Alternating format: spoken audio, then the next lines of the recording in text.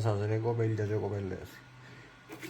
Έμαθα ότι όλοι είσαστε μαθημένοι να σύρνετε τις στρογγυλές τις rubber balls. Εγώ κάνω για σας στρογγυλές όπως σας είπα ότι είναι καλύτερες. Αφού αγαπάτε να σύρνετε στρογγυλές, εγώ κάνω για σας στρογγυλές. Απλά μια διαφορά. Βάλαμε το κάλυμα το ελαστικό γυρό που το πυριλί.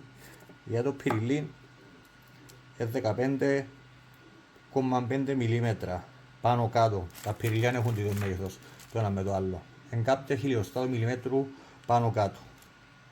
Που λες σέλας είναι στρογγυλές, σύνεται πυριλιά.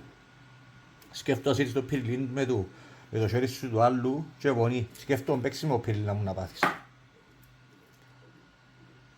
Λοιπόν, έχω προσφορά 35 ευρώ, 50 σφαιρούες με πυριλιά, το HDR 68.